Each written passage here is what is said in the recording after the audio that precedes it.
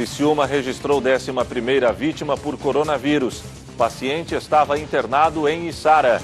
A Associação Comercial Industrial de Criciúma celebra 76 anos. Câmara aprovou o texto base da medida provisória 927 sobre relações trabalhistas durante a pandemia. Assinado convênio do projeto Recuperar entre Governo do Estado e municípios do Extremo Sul. Organização Mundial da Saúde informou que vai interromper novamente os ensaios com hidroxicloroquina. Empossado novo ministro das Comunicações. Fábio Faria foi o escolhido para a pasta. Morre cacique Paulinho Paiacã. Líder indígena estava infectado pela Covid-19. Tribunal de Justiça concede liminar que suspende falência da carbonífera Criciúma. Tigre volta aos treinos presenciais. Equipe se prepara para a retomada do Campeonato Catarinense. E ainda, música se torna importante aliada na luta contra o coronavírus. As notícias de Criciúma e do sul de Santa Catarina você confere a partir de agora. No ar pela TV Primavera de Criciúma, Informe Região.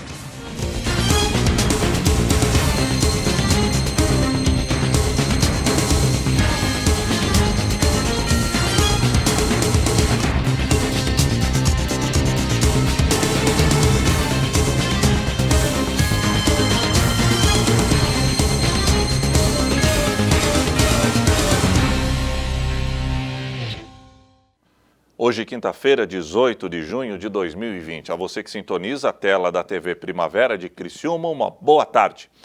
O município de Criciúma registrou a 11ª morte por coronavírus. O homem, um cidadão com mais de 70 anos, estava internado em Içara. Criciúma registrou nesta quarta-feira mais uma morte pela Covid-19 no município. O criciumense de 65 anos de idade faleceu na noite dessa quarta-feira. Ele morava na área central da cidade e estava internado na unidade de terapia intensiva, UTI, do Hospital São Donato, em Içara. Conforme a vigilância epidemiológica, o homem não possuía comorbidades e estava internado desde a última semana na unidade hospitalar.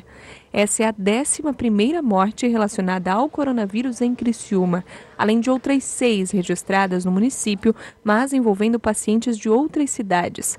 Na noite da última terça-feira, um homem de 79 anos também morreu em virtude da Covid-19.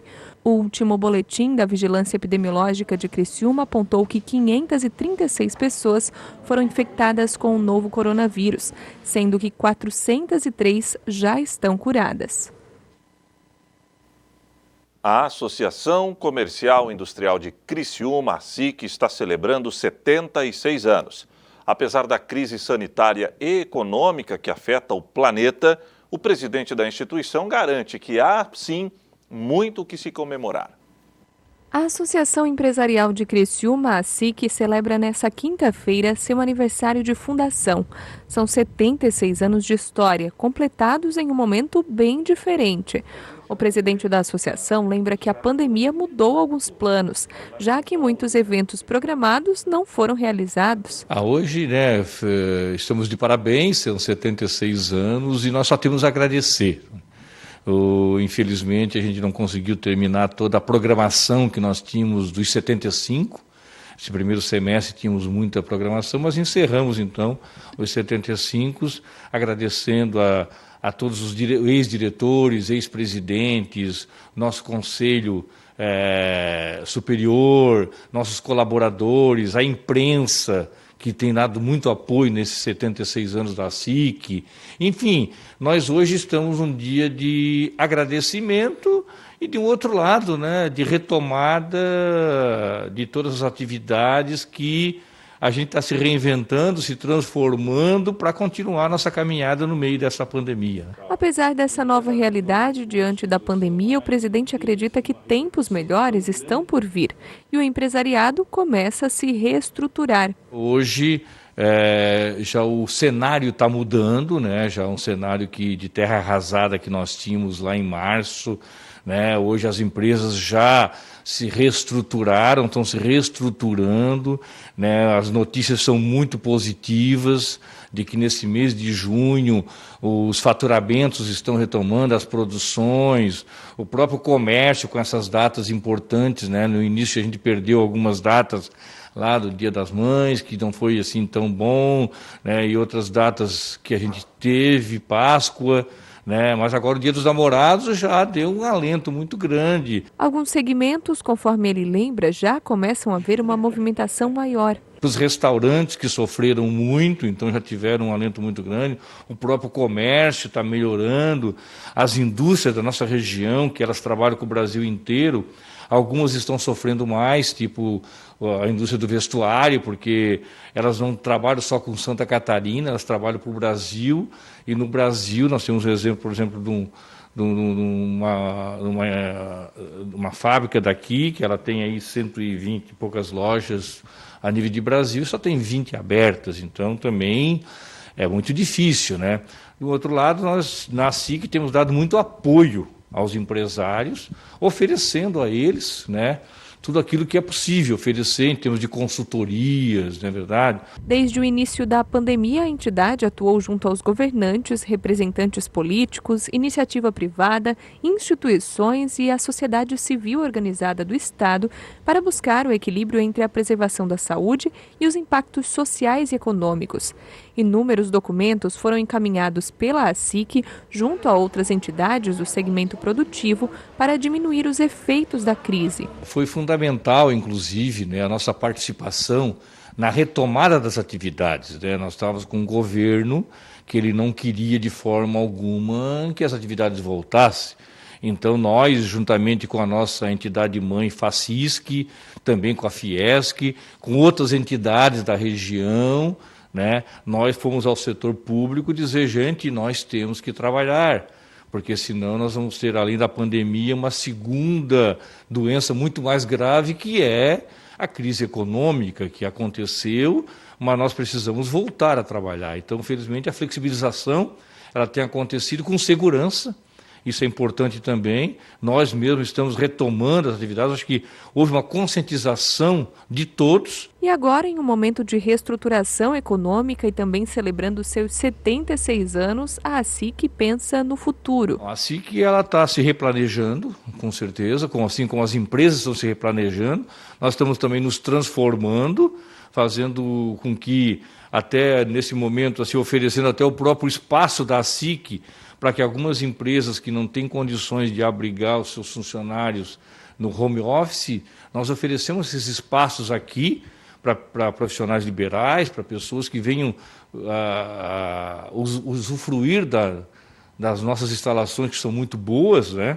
E também estamos apoiando. Então, agora, o momento onde os recursos financeiros, que é o que mais as empresas estavam precisando, parece que agora houve esse destravamento, né? Também esse anúncio de que um novo refis, um novo refinanciamento dos nossos impostos, isso aí vai agregar muito, a gente tem trabalhado muito nisso e sempre apoiando, que a nossa missão é essa. Arrojo, coragem e criatividade são palavras que, sem dúvida, vão fazer parte do universo do empreendedor a partir de agora. Exatamente. Cada um tem que olhar para dentro do seu negócio, olhe para dentro do seu negócio, ver onde você estava errando. Na verdade, a maioria nunca se preocupou, muitas vezes até com capital de giro, né? Eu nunca tinha com reservas, então a gente percebe que o momento, né? Chegou um momento que assim, ó, todo mundo parou, todo mundo é igual, e agora? Quem está mais forte? E a gente percebeu então que as médias e as grandes empresas já têm uma estrutura maior, mas que o pequeno tem que aproveitar este momento para se organizar, né? De fazer com que daqui para frente ele busque novas formas, né, de trabalhar com organização e com planejamento. Isso é o mais importante. A Câmara aprovou por 332 votos a favor e 132 contra o texto base da medida provisória 927 sobre relações trabalhistas durante a pandemia. Os deputados ainda analisaram destaques ao texto. A proposta agora segue para o Senado. A sessão começou com a votação de um pedido da oposição para retirar a matéria da pauta. A medida provisória em questão é a que trata da flexibilização de regras trabalhistas, com o objetivo de minimizar os impactos causados pela pandemia da Covid-19 no setor produtivo e nas relações de trabalho. O pedido foi negado pela maioria. Tudo que possamos fazer para manter empregos, para ajudar os trabalhadores a manterem os seus empregos, o PSL vai fazer, do lado também dos empreendedores, empresários. Por isso que o PSL orienta não a retirada de pauta. Orientamos não a retirada de pauta, sabemos da importância de todas as medidas que esse parlamento vem aprovando para garantir a estabilidade dos trabalhadores, muito preocupados também com a perda de conquistas trabalhistas, portanto, dos destaques, temos destaques do Solidariedade no sentido de aperfeiçoar esta medida provisória, mas votamos não a retirada de pauta. A MP 927, relatada pelo deputado Celso Maldaner, permite que empregador e empregado celebrem acordos individuais ou coletivos durante o estado de calamidade pública para facilitar o teletrabalho, a antecipação de férias individuais, a concessão de férias coletivas, o aproveitamento e antecipação de feriados e a compensação do banco de horas. Ela também suspende a obrigatoriedade de realização dos exames médicos ocupacionais, clínicos e complementares, exceto dos exames demissionais. A norma editada pelo presidente Jair Bolsonaro também autoriza que empresas possam protelar o recolhimento do FGTS referente aos meses março, abril e maio, sem impacto na regularidade dos empregadores junto ao FGTS e ainda sem multas ou encargos. Deputados contrários à matéria também apresentaram um requerimento para que fosse mudado o rito da votação e que a matéria fosse votada artigo por artigo, o que também foi negado. Como se os empresários brasileiros fossem grandes empresários e não a maioria esmagadora fossem micro e pequenos, né? São pobres, são pessoas comuns que empreendem no Brasil e estão sofrendo agora com a crise econômica, mais até do que os próprios empregados, porque eles, pelo menos,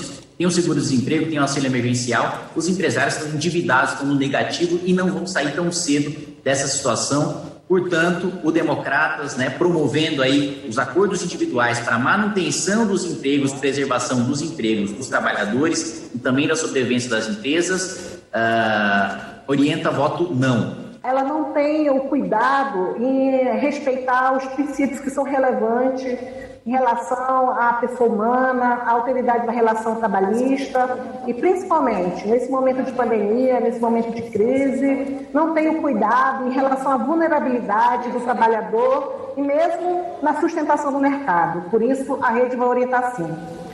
A proposta dividiu opiniões. Para a oposição, a medida provisória seria uma espécie do que eles chamam de terceira reforma trabalhista e poderia retirar direitos dos trabalhadores. Já para partidos favoráveis à medida, a MP, além de gerar empregos, poderá preservar vagas de trabalho que poderiam ser perdidas neste momento de crise. Nós queremos aqui a manutenção dos empregos, queremos discutir a pauta pós-coronavírus de retomada dos empregos.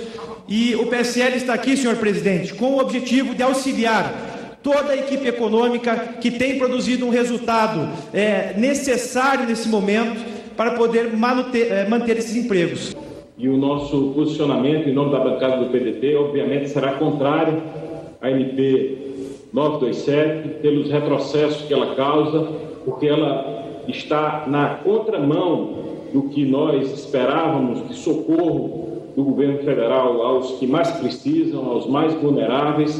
Ela não existe redução de salários, ela veio principalmente para beneficiar a manutenção de empregos, inclusive das micro e pequenas empresas, quer dizer, ela veio para ajudar a renda dos trabalhadores e preservar os empregos. A discussão da matéria foi iniciada nesta terça-feira, porém o presidente da Câmara, deputado Rodrigo Maia, adiou a votação para esta quarta. Por 332 votos a favor e 132 contra, foi aprovado o texto base da medida provisória 927. Os deputados ainda analisaram destaques ao texto, que são sugestões de mudança. Agora, a proposta seguirá para o Senado.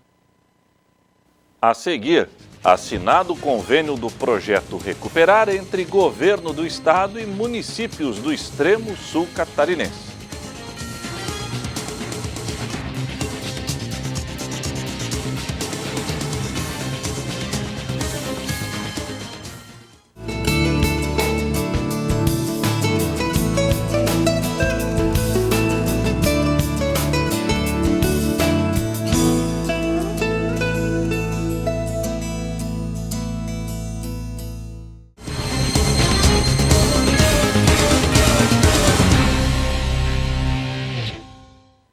Assinado entre Governo do Estado e Associação dos Municípios do Extremo Sul Catarinense, o convênio do projeto Recuperar.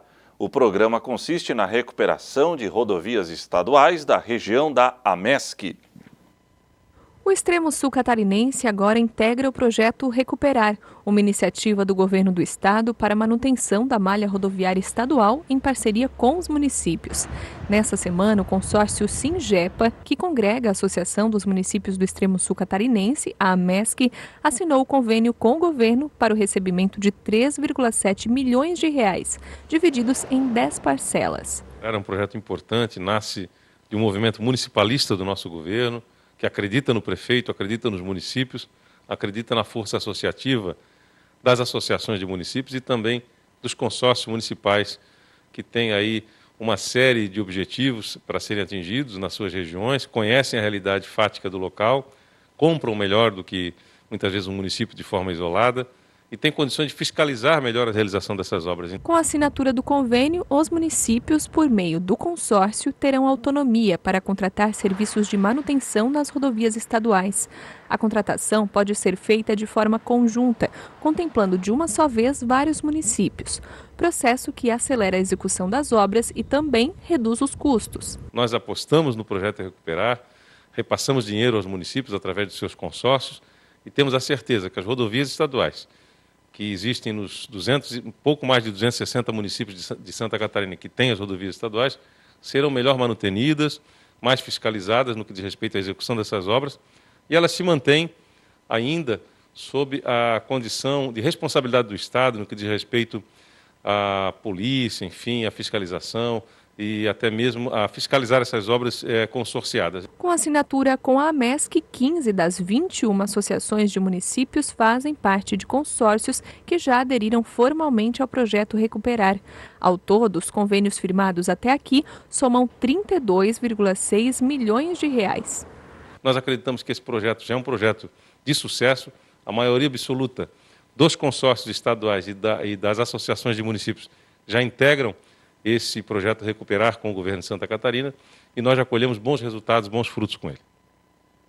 A Organização Mundial da Saúde informou que vai interromper novamente os ensaios com a hidroxicloroquina como tratamento potencial de luta contra a Covid-19.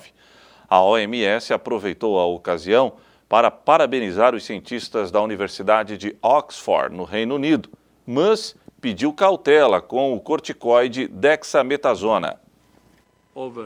As notícias são promissoras para os pacientes que evoluem para um quadro grave durante a infecção de Covid-19. Os resultados apresentados por pesquisadores da Universidade de Oxford mostraram que o uso de dexametasona reduziu em 1/3 as mortes em pessoas que precisaram ser entubadas. Nesta quarta-feira, a Organização Mundial de Saúde parabenizou os cientistas britânicos, mas pediu cautela no uso do corticoide. É muito importante que essa droga seja usada sob supervisão médica. Não serve para casos leves e nem como profilaxia. A dexametasona é um anti-inflamatório muito poderoso. Ele pode salvar pacientes que estão em situação crítica, quando os pulmões e o sistema cardiovascular em volta dos pulmões estão muito inflamados. A droga possibilita que os pacientes continuem recebendo oxigênio no sangue pelos pulmões no período crítico. Isso ajuda a reduzir a inflamação nesse momento crítico da doença. Não é um tratamento para o vírus em si. Ainda nesta quarta-feira, a OMS anunciou que vai interromper novamente os ensaios com hidroxicloroquina como tratamento potencial de luta contra a Covid-19. A decisão foi tomada após novas revisões sobre o medicamento não indicarem redução da mortalidade dos pacientes.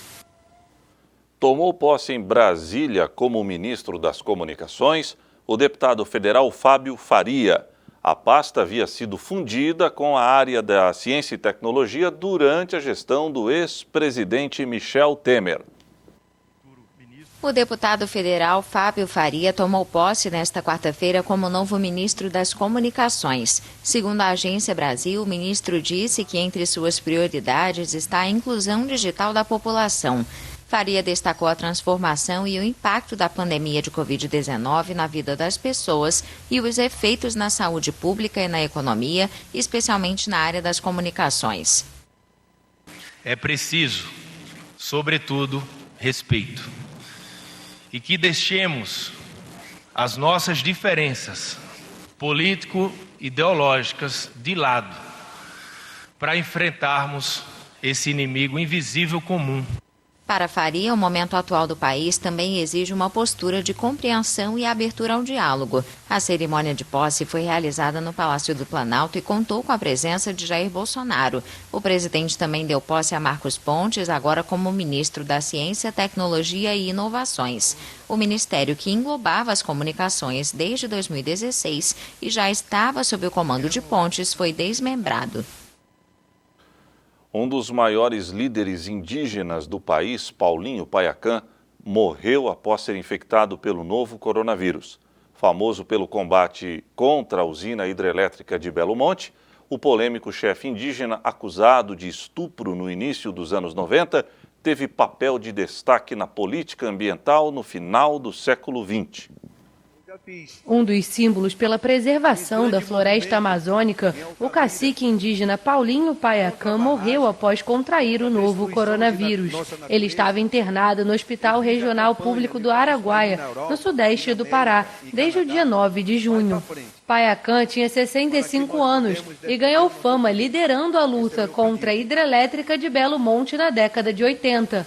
Ao longo dos anos de ativismo, Paiacã forjou alianças contra outros grupos indígenas, ativistas internacionais e celebridades. O indígena foi ainda um dos organizadores do Encontro de Altamira, uma conferência de 1989 que reuniu opositores ao projeto. O diagnóstico positivo para o novo coronavírus veio no início deste mês, após uma viagem para sua aldeia natal. Segundo a Articulação dos Povos Indígenas do Brasil, cerca de 5.500 indígenas já foram infectados pela Covid-19 no país. Em uma última homenagem, a entidade chamou Paiacã de pai, líder e guerreiro para os povos indígenas e o meio ambiente. A seguir, Tigre volta aos treinos presenciais. A equipe está se preparando para a retomada do Campeonato Catarinense.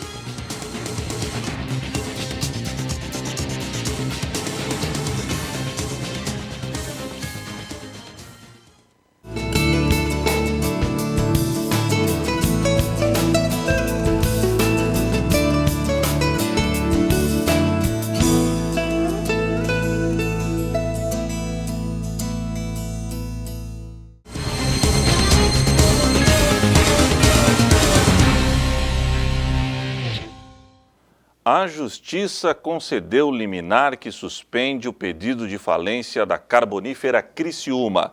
Confira na reportagem de Débora Correia. A Justiça suspendeu por decisão liminar a decretação de falência da carbonífera Criciúma. A ação foi movida pelos proprietários da empresa e encaminhada ao Tribunal de Justiça do Estado.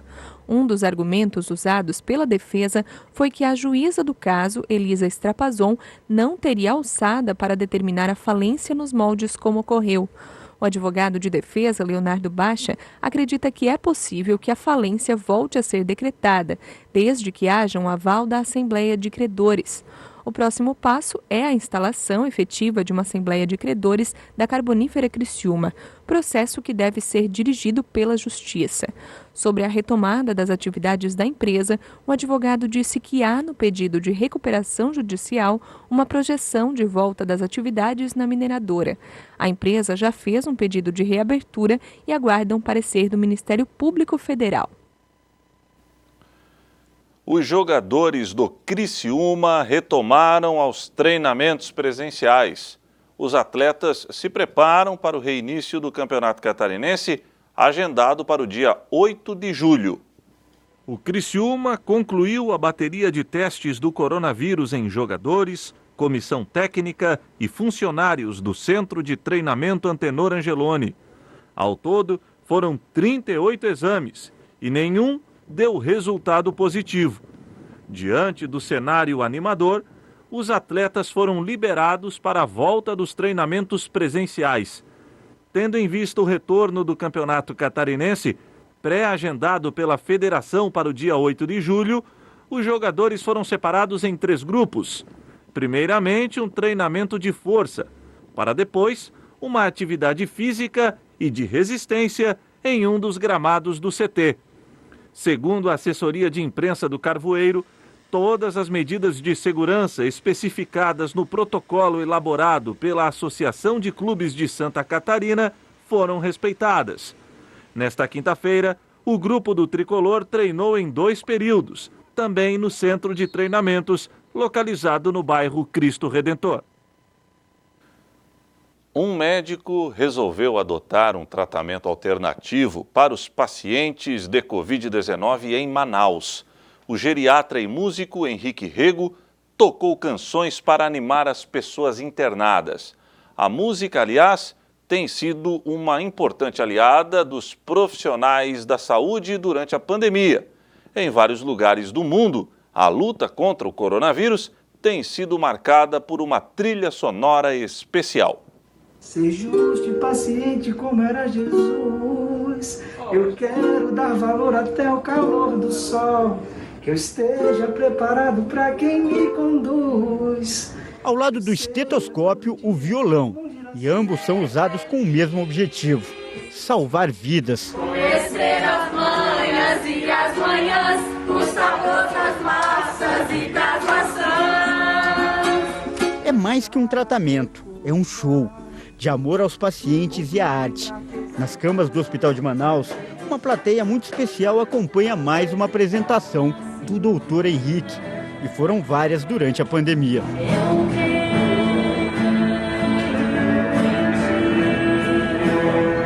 As canções viraram uma estratégia do médico geriatra para entreter os pacientes na luta contra a Covid-19. Nos últimos meses, ele trabalhou como voluntário na capital amazonense.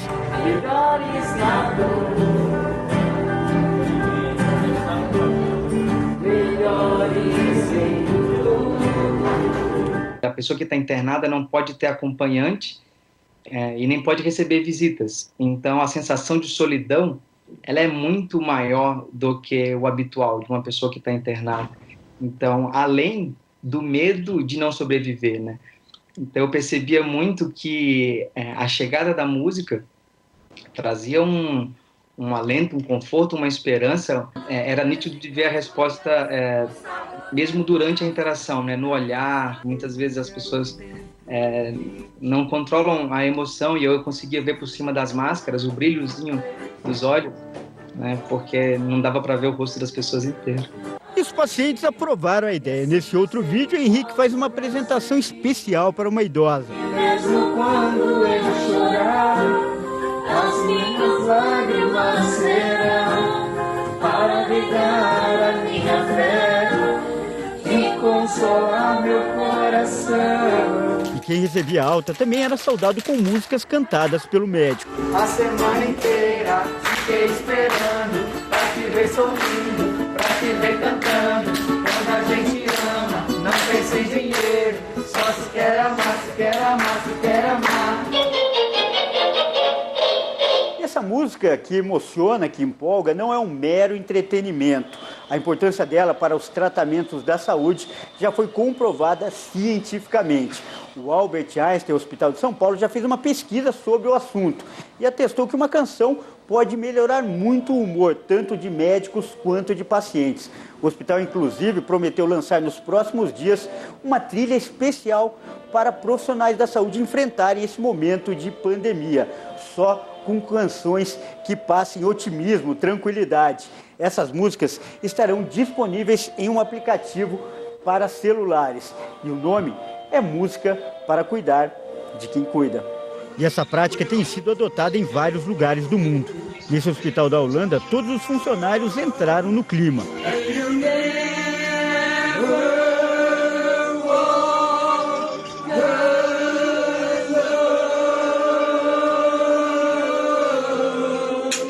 Na Espanha, essa canção virou um hino na luta contra a Covid-19. O nome da música é Resistirei. E a letra fala em nunca desistir.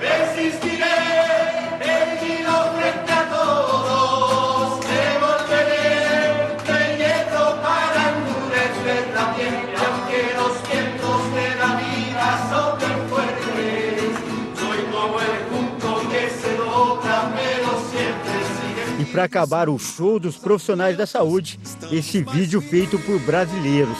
A ideia começou com uma médica de Curitiba e reuniu trabalhadores que estão na linha de frente em vários estados do país. No tempo, apesar dos perigos, da força mais bruta, da noite que assusta, estamos na luta pra sobreviver,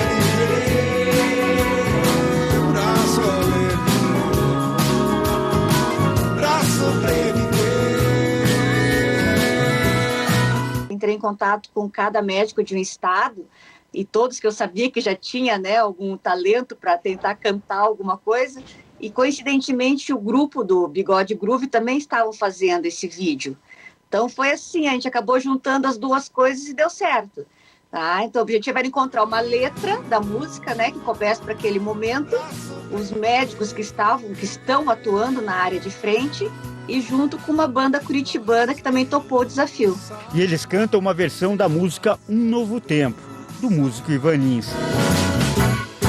Um novo tempo, apesar dos castigos, de toda a fatiga, de toda a injustiça, estamos na briga pra nos socorrer, pra nos socorrer.